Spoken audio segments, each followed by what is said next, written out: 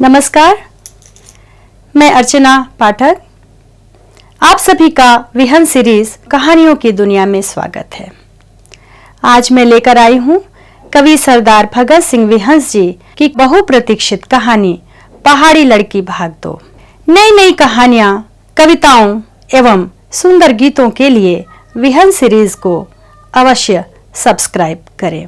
पहाड़ी लड़की सुनने के पश्चात दर्शकों के मन में जिज्ञासा जगी कि कहानी में आगे क्या होता है। इसीलिए गूढ़ चिंतन और यथार्थ भाव भी व्यंजना की पुरोधा कवि सरदार भगत सिंह विहंस जी ने पहाड़ी लड़की भाग 2 लिखा। इसकी प्रतीक्षा में कौशल महंत जी ने बहुत सुंदर पंक्तियां लिखी। दूर सुदूर शिखर पर्वत के प्रेमी राजा रानी को, प्रेम पंथ के राहगीर को, पगली प्रेम दीवानी को, जल्दी से अब मिले तृप्तता, हृदय उठे अरमान चरम, सभी प्रतीक्षा रत बैठे हैं पढ़ने प्रेम कहानी को।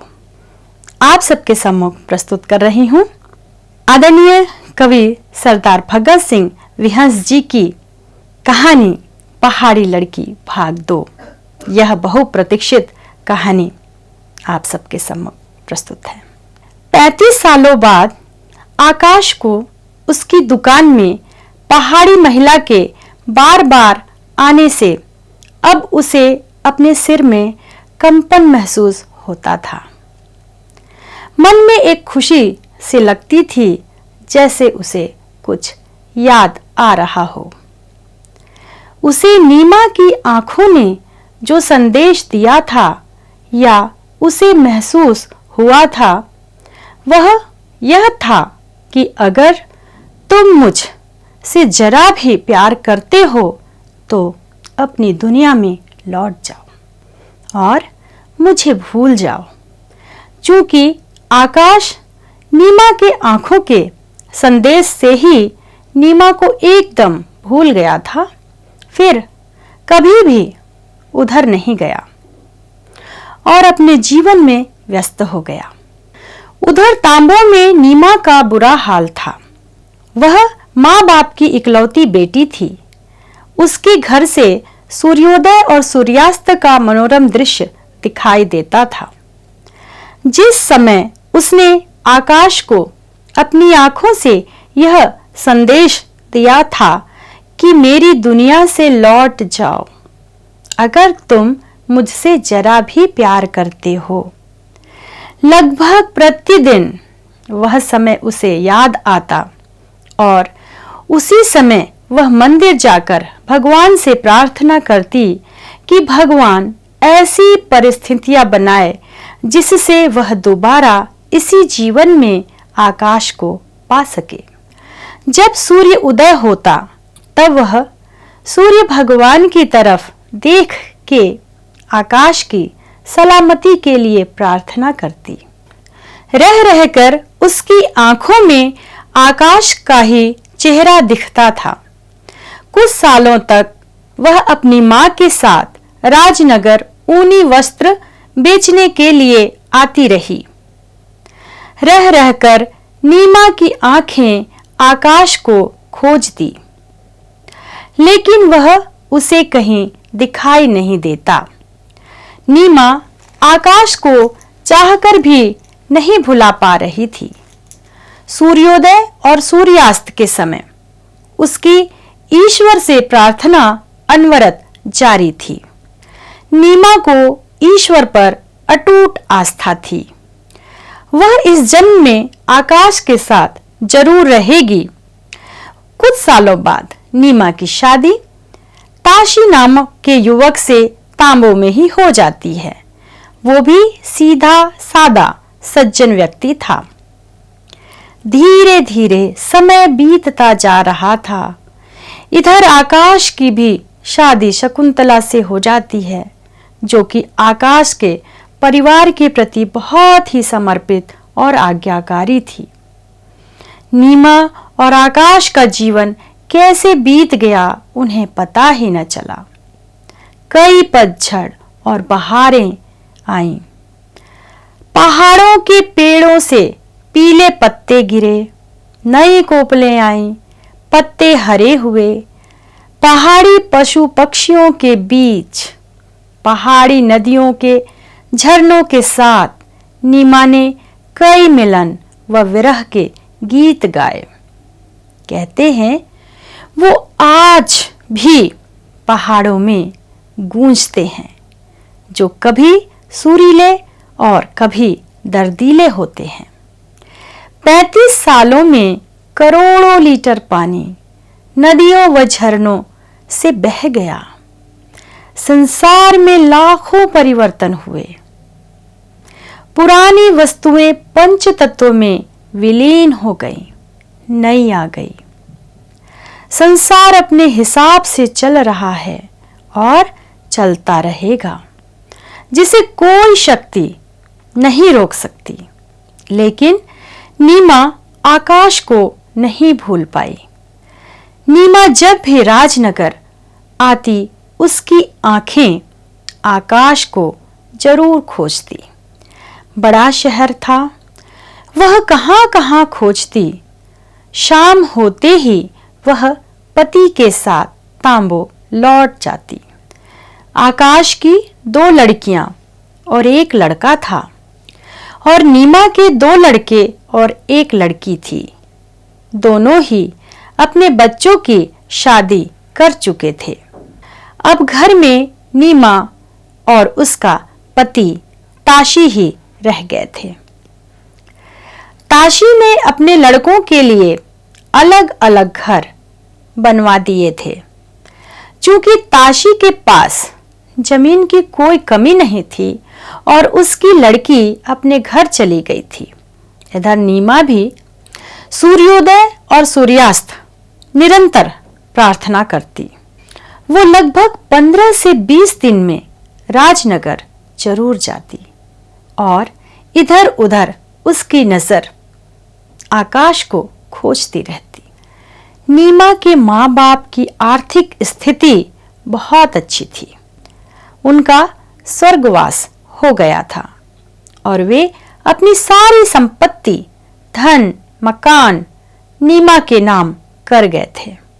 अपने मायके के मकान के पास ही अपने पति ताशी को बोलकर नीमा एक खूबसूरत सा मकान बनवाना शुरू कर देती है।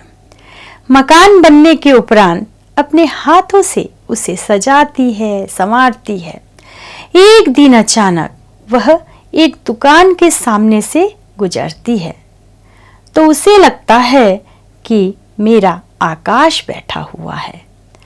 वह अपने पति का हाथ खींच के उसे उस दुकान के अंदर ले जाती है। आकाश दूसरे ग्राहकों में व्यस्त रहता है।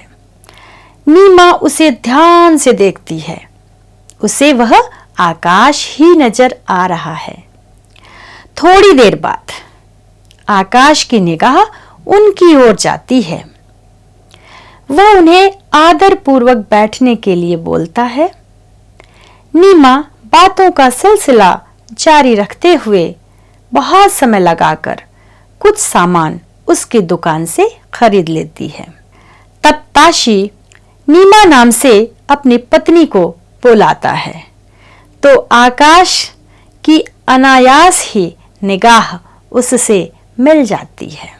आकाश अपने मस्तिष्क में हल्का सा कंपन महसूस करता है, लेकिन कुछ नहीं बोलता। नीमा कुछ समय बाद सामान लेकर अपने पति के साथ वापस लौट जाती है। जब हर 15 दिन में नीमा उसकी दुकान पर अपने पति के साथ पहुंचने लगती है तो हर बार आकाश को कंपन महसूस होता है। तो उसे अपना पुराना जीवन अचानक ही याद आने लगता है। तकदीर या संयोग की बात है कि नीमा ताशी दोनों आकाश की दुकान पर जाते हैं। ताशी नीमा को आकाश की दुकान पर बैठाकर किसी जरूरी काम के लिए चला जाता है। दुकान में आकाश और नीमा दोनों ही रह जाते हैं। पता नहीं आकाश के मन में क्या आता है कि वह जो नाश्ता तांबो लेकर गया था उसी प्रकार का नाश्ता वह बैठी हुई पहाड़ी महिला के लिए मंगा लेता है और प्लेटों में सजाकर उसके सामने रख देता है। नीमा अचानक बोल पड़ती है कि यह नाश्ता मैं 35 साल पहले तांबो में कर चुकी हूं, जिसका स्वाद मैं आज तक नहीं भूल पाई। आकाश बोलता है, क्या तुम नीमा हो? और नीमा बोलती है कि क्या तुम आकाश हो? दोनों की आंखों से आंसुओं की धारा बहने लगती है। दोनों हाँ में सिर हिला देते हैं। आकाश कहता है कि यह नाश्ता लेकर तांबू में ही गया था नीमा के लिए। उन्हें गुजरे हुए सारे घटनाक्रम याद आ जाते हैं।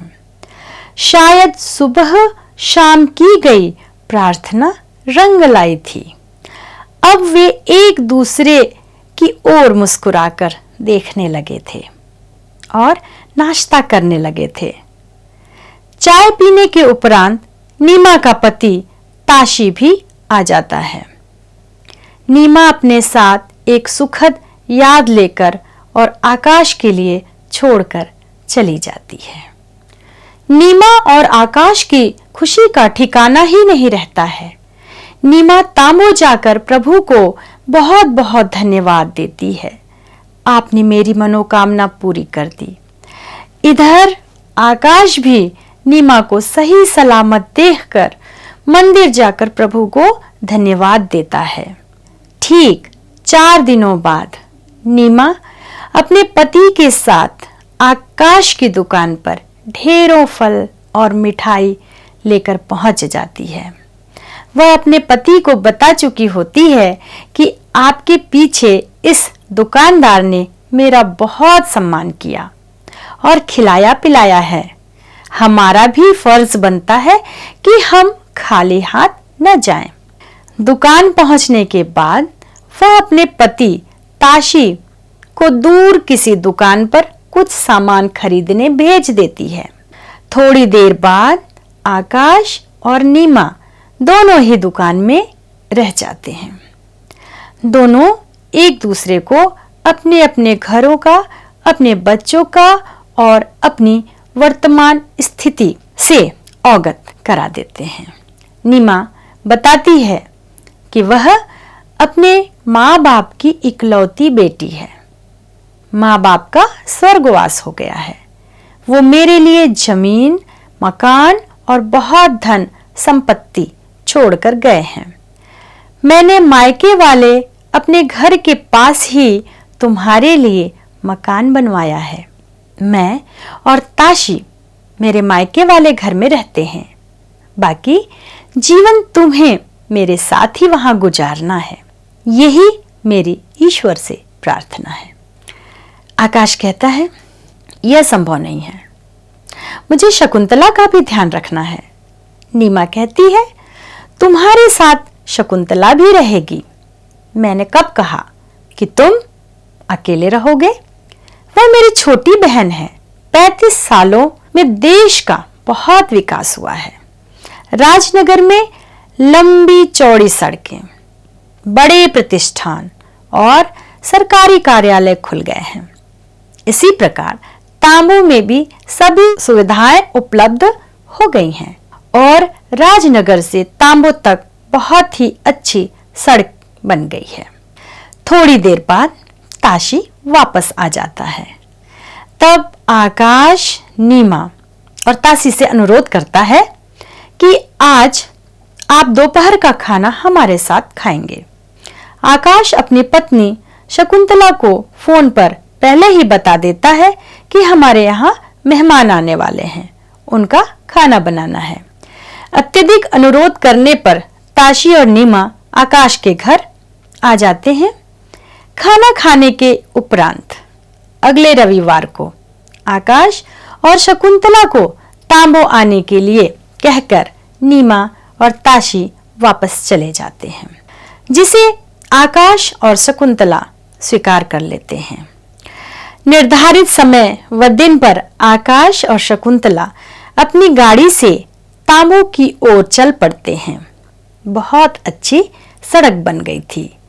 जो 35 साल पहले प्राकृतिक सुंदरता थी वह बरकरार थी। वे 1 घंटे में तांबो नीमा के घर पहुंच जाते हैं। तांबो में नीमा ने खाने और आराम करने की व्यवस्था जो घर उसने आकाश के लिए बनवाया था उसी में की थी। ताशी और नीमा आकाश और शकुंतला का बहुत ही मान सम्मान करते हैं। आकाश शाम को राजनगर लौटने समय सीमा को बोलता है कि वह मकान आप हमें किराए पर दे दें, हम लोग कभी कभी यहाँ आया करेंगे। नीमा को जैसे मन की मुराद मिल गई हो। नीमा और ताशी दोनों ही बोल पड़ते हैं कि आपसे किराया क्या लेना, आपका ही घर है, जब मन हो आइए और रहिए। आकाश कहता है मैं बिना किराया दिए नहीं रहूंगा। नीमा ताशी को इशारा कर कहती है जैसा ये लोग सही समझे। आकाश कहता है लड़का बड़ा हो गया है, वह दुकान अच्छी तरह संभाल लेता है। कभी हम राजनगर कभी तांबो रहेंगे और वापस राजनगर लौट जाते हैं। कुछ समय उपरांत आकाश और शकुंतला अपना अधिकतर समय तांबो में ही गुजारते हैं, क्योंकि बहू और बेटा भी चाहते थे कि वे अधिक समय तांबो में ही रहें। नीमा और आकाश की खुशी का ठिकाना ही नहीं रहता है। आकाश को लग रहा था कि दूर दूर तक फैली सुरम्य वादियां, ऊंचे ऊंचे साल के वृक्ष, मौसम के साथ बदलते पहाड़ियों के रंग, पल पल रंग बदलता गगन, कतारबद्ध उड़ते पंछी, कभी छाया घना कोहरा, बहती पवन संग पेड़ों की हिलती डालियां, लहराते पत्ते, नीमा की खुशी व प्यार भरी आंखें उसे अलौकिक आनंद दे रही थी, जिसकी जीवन में उसने कल्पना भी नहीं की थी। आर्थिक रूप से नीमा व आकाश दोनों ही संपन्न थे और अपनी स्थिति से संतुष्ट थे। शकुंतला बड़े प्यार से छोटी बहन की तरह रह रही थी। अगर घर की स्त्रियां चाहें तो घर में सब सुख शांति से रहते हैं और न चाहें तो घर घर मांदर बजते हैं। मांदर एक प्रकार का सरगुजिया ढोल है, मतलब झगड़े होते हैं। क्योंकि शकुंतला भी तांबो आकर खुश थी, नीमा आकाश को देखकर बहुत खुश थी। ताशी और आकाश पत्नियों को खुश देखकर खुश थे, इसलिए वे आपस में बहुत मेल मिलाप से रह रहे थे। उनका खाना भी इकट्ठा बन रहा था। चारों लोग राजनगर या तांबो में कहीं भी इकट्ठे जाते, सभी लोग उन्हें सम्मान की दृष्टि से देखते थे।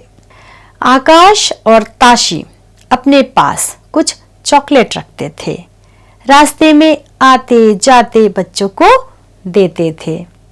सभी लोग उनसे बहुत खुश थे। आकाश और ताशी कभी कभी बच्चों को फूल देकर खुश होते थे। कुछ लोग यह रहस्य भी जानना चाहते थे कि चारों इतने प्यार से क्यों रहते हैं। क्या कुछ प्यार का चक्कर है या क्या है? पर रहस्य से पर्दा नहीं उठा पा रहे थे, लेकिन इनका सम्मान करते थे। नीमा एक दिन ताशी और आकाश को कहती है, गलती से भी फूल किसी महिला या लड़की को मत दे देना, नहीं तो आप दोनों को इस उम्र में बहुत खरी खोटी सुननी पड़ेगी, जो मुझे अच्छा नहीं लगेगा। ताशी बोलता है, मुझे फूल देना होगा तो तुम ही को दूंगा। इस उम्र में भी तुम सबसे सुंदर लड़की हो। यही शब्द आकाश बोलता है कि मुझे फूल देना होगा तो मैं शकुंतला को दूंगा, वह भी तुम्हारे बराबर सुंदर है। फिर चारों हंसने लगते हैं। लड़की शब्द सुनकर नीमा व शकुंतला थोड़ा शर्मा जाती हैं और बहुत खुश होती हैं। पुरुषों द्वारा महिलाओं को खुश करने के लिए यह शब्द सदियों से इस्तेमाल किया जा रहा है। समय के साथ सबकी उम्र बढ़ जाती है और प्रभु द्वारा प्रदत्त अपनी आयु पूर्ण कर 71 वर्ष की आयु में शकुंतला का और 76 वर्ष की आयु में ताशी का स्वर्गवास हो जाता है। शायद तकदीर को यही मंजूर था। अब घर में आकाश और नीमा ही रहते थे, जो एक दूसरे का बहुत ख्याल रखते थे। सुबह शाम वे आंगन में बैठ जाते और कभी आकाश की ओर, कभी पहाड़ियों की ओर, कभी सामने बरगद के पेड़ की ओर निहारा करते। अपने आंगन को नीमा ने बड़े सलीके से सजाया हुआ था। तरह तरह के फूलों के पौधे और पपीते के पेड़ लगे हुए थे। अपने पिछले जीवन की और संसार की तरह तरह की बातें करते हुए उनका समय व्यतीत हो रहा था। संसार में देखा गया है, मनुष्य जिससे प्यार करता है उसका भला चाहता है और उसे खुश देखना चाहता है, चाहे वह पास हो या दूर। हमेशा यही कामना रहती है। यही अवस्था नीमा और आकाश की थी। वे एक दूसरे का हर काम में हाथ बटाते और एक दूसरे को हर हाल में खुश और स्वस्थ देखना चाहते। साथ में रहते हुए लगभग 10 साल बीत गए थे। नीमा चाहती थी कि हम लोग 25 साल और इसी जगह पर साथ रहें, जो कि संभव नहीं था, क्योंकि दोनों की उम्र बहुत बढ़ चुकी थी। उन्हें लग रहा था कि उनका अंत समय निकट आ गया है। पूर्णिमा का दिन था। अचानक नीमा बोलती है कि मेरी ईश्वर से प्रार्थना है कि अगले जन्म में हम साथ रहें और इसी क्षेत्र में पंछी बनकर पहाड़ों, नदियों, झरनों, पेड़ों के बीच तरह तरह के गीत गाते हुए गुजारे। आकाश बोलता है, मैं भी यही चाहता हूँ और हम हर पूर्णिमा को सामने वाले बरगद के पेड़ पर जरूर आएं और 25 साल बाद भी हम जन्मों जन्म तक साथ रहें। कभी कभी मनुष्य के मुंह से निकली हुई बात कुदरत पूरी कर देती है। कुदरत भी तथास्तु कह देती है। कुदरत भी मनुष्यों की इस प्रकार की छोटी छोटी मांगों पर ध्यान दे देती है। कुछ समय उपरांत आकाश का स्वर्गवास हो जाता है। उसी दिन आधे घंटे बाद नीमा भी अपने प्राण त्याग देती है। जीवन के अंतिम समय में उन्होंने पहली बार एक दूसरे का हाथ पकड़ा हुआ था। बहुत समय बाद अचानक पूर्णिमा के दिन तांबों वालों को आकाश से 2 सुनहरी आभा लिए सफेद पक्षी उतरते हुए दिखाई देते हैं, जो आकाश और नीमा के घर के सामने बरगद के पेड़ पर आकर बैठ जाते हैं। आकाश और नीमा पक्षी के रूप में अपने घर की ओर देखते रहते हैं। यह क्रम हर महीने पूर्णिमा के दिन चलता रहता है और तांबों के निवासियों और आसपास के सभी लोगों को पता चल जाता है कि यहाँ हर पूर्णिमा को आकाश और नीमा सुनहरे पंछियों के रूप में जरूर आते हैं। चूंकि आकाश और नीमा ने स्वर्गवास होने से पहले एक जगह लिख दिया था, हमने ईश्वर से प्रार्थना की है कि हम अगले जन्म में पंछी बनकर साथ रहें और 25 साल तक हर पूर्णिमा को इस बरगद पर आते रहें। 25 साल बाद भी हमारा जन्म जन्म का साथ हो, भले किसी भी रूप में रहे। यह खबर तांबू और आसपास फैल गई थी। उनकी प्रार्थना ईश्वर द्वारा स्वीकार ली गई थी। लगातार वह 25 साल तक हर पूर्णिमा को बरगद पेड़ पर आते रहे और लोग उन्हें दूर दूर से आकर जरूर देखते। उसके बाद वे विधि के विधान के अनुसार कहाँ चले गए कोई नहीं जानता, नहीं जान सकता है किस रूप में है। मुझे आशा है पहाड़ी लड़की भाग दो आप सभी को बहुत पसंद आई होगी। इसके लिए आप पहाड़ी लड़की जो पूर्व में प्रसारित हो चुकी है अवश्य देखें। धन्यवाद।